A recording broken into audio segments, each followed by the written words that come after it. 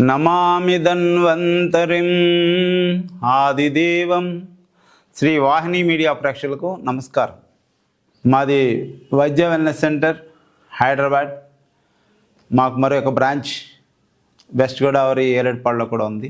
మేము Cairo, acupuncture, acupressure, తర్వాత మర్మ, సిద్ధ వైద్యం, కపింగ్ థెరపీ, వీటిల్లో వైద్యం చేసి మీ మెడ, వెన్నుముక, తర్వాత మోకాలు సంబంధించినటువంటి సమస్యలు, వాటిలో డిస్క్ బల్జెస్ ఉంటే వాటిని కూడా మేము దానికి వైద్యం చేస్తాం.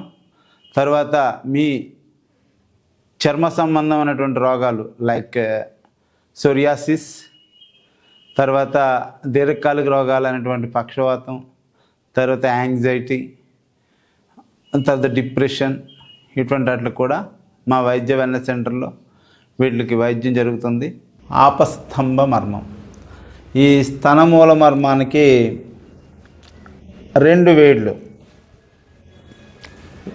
ఇటు హృదయ మర్మం వైపు, అంటే స్తనమూల మర్మానికి 2 వేళ్ళు హృదయ మర్మం వైపు ఉన్నటువంటి మర్మాన్ని దీన్ని మనం ఆపస్తంభ మర్మం అన్నాం. ఆపస్తంభ మర్మం, ఆపస్తంభ మర్మం అంటే ఈ స్తనమూల మర్మం అనుకున్నాం కదా, ఈ నిప్పల్స్కి 2 వేళ్ళు కింద స్తనమూల మర్మం. దీని నుంచి ఒక 2 వేళ్ళు లోపల పక్క, ఓకే, 2 వేళ్ళు లోపల పక్క, దీన్ని ఆపస్తంభ మర్మం. ఆపస్తంభ మర్మం వల్ల మనకి ఉపయోగాలు ఏంటి అంటే, ఇది కూడా చాలా ఇంపార్టెంట్ అయిన మర్మం. మనం గ్యాస్ ప్రాబ్లమ్స్ తోటి ఈరోజు ప్రతి ఒక్కళ్ళు కూడా గ్యాస్ ప్రాబ్లం అనేటువంటిది ఎదుర్కొంటూ ఉన్నారు. వాళ్ళందరికీ కూడా ఈ ఆపస్తంభ మర్మం అనేటువంటిది బాగా ఉపయోగపడుతూ ఉంటుంది. అదే ఈ రోజున మనం ప్రస్తుత సమాజంలో తీసుకునేటువంటి ఈ ఏదైతే చికెన్, ఇటువంటి పదార్థాలు ఉన్నాయో, జంక్ ఫుడ్స్, ఇటువంటి పదార్థాలు ఉన్నాయో, వీటిని తినడం మూలంగా మనకి ఒబెసిటీ అనేటువంటిది ప్రధాన సమస్య అయింది ప్రస్తుత సమాజంలో. ఈ ఒబెసిటీని కూడా తగ్గించడంలో మనకి ఆపస్తంభ మర్మం అనేటువంటిది, దీన్ని మనం ప్రెస్ చేసుకోవడం మూలంగా దాన్ని కూడా తగ్గించవచ్చు. తర్వాత ఇంపార్టెంట్ మర్మం నాభి మర్మం, అంటే బొడ్డు దగ్గర చేసుకునేటువంటి మర్మాన్ని మనం నాభి మర్మం అంటాం. ఈ నాభి అలైన్మెంట్ అనేది మనకి ఆయుర్వేదంలో కానీ, మనకి ఆక్యు ప్రెషర్లో కానీ, తర్వాత ఈ మర్మాలో కానీ ఎందులో అయినా దానికి పెద్దపీట వేశారు. ఎందుకంటే నాభి అలైన్మెంట్ అంటే నాభి సక్రమైన స్థానంలో లేకపోతే దానివల్ల వచ్చేటువంటి చాలా రుగ్మతలు మనకి కనపడుతూ ఉంటాయి. అందుకని నాభి అనేటువంటి దాన్ని మనం ఆయుర్వేదంలో దాన్ని నాభిని సెట్ చేస్తాం. ఓకే, ఈ నాభి సెట్ చేయడం మూలంగా వాళ్ళల్లో కొన్ని వ్యాధులు అనేవి చాలా వరకు తగ్గిపోతూ ఉంటాయి. ఈ నాభి మర్మాన్ని ఎవరు చేయకూడదు అంటే 5 సంవత్సరాల లోపు పిల్లలు ఈ నాభి మర్మాన్ని ఉపయోగించకూడదు.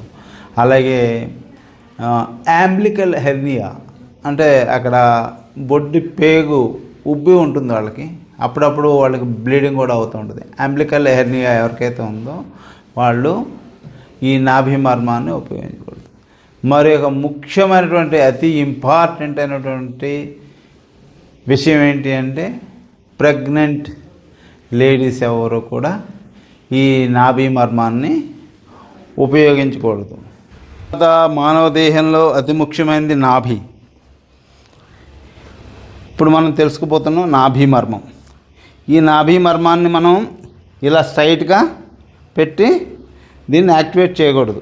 అందుకని మనం ఫింగర్ని ఈ పొజిషన్లో పెట్టి యాక్టివేట్ చేయాలి. ఓకే, శరీరం టచ్ అయితే చాలా మంచిది. Okay, clock wise, anti clock wise light pressure ఇచ్చి చేయాలి. ఈ నాభి మర్మం అనేటువంటిది అతి ముఖ్యమైనటువంటి, మన శరీరంలో ఉన్న అతి ముఖ్యమైన మర్మాల్లో ఇది ఒక మర్మం. ఇది చాలా మన శరీర ఆరోగ్య పరిస్థితుల్లో ఇది చాలా వైటల్ రోలు ప్లే చేస్తూ ఉంటుంది. ఓకే, ఈ మర్మాల గురించి మనం విడిగా తెలుసుకుందాం. ఓకే, ఇది ఇప్పుడు నాభి మర్మాన్ని మనం తెలుసుకున్నాం. ఓకే, సో ఆడవాళ్ళు, లేడీస్, పిల్లలు కానీ పెద్దవాళ్ళు కానీ చాలా జాగ్రత్తగా చూడవలసినటువంటి ఈ మర్మాలు ఇవి. చాలా మీరు నిశ్చితంగా పరిశీలించండి. ఒకవేళ అర్థం కాకపోతే మరలా మీరు ఈ వీడియోని చూడండి, చూస్తే మీకు క్లారిటీ అనేది వస్తుంది. ఈ మర్మ థెరపీకి సంబంధించినటువంటి నాలెడ్జ్ అనేది ఈ తెలుగులో నాకు తెలిసి ఇంత డీటెయిల్గా వీడియో ఎవరు చేసి ఉంటారు ఇప్పుడు దాకా.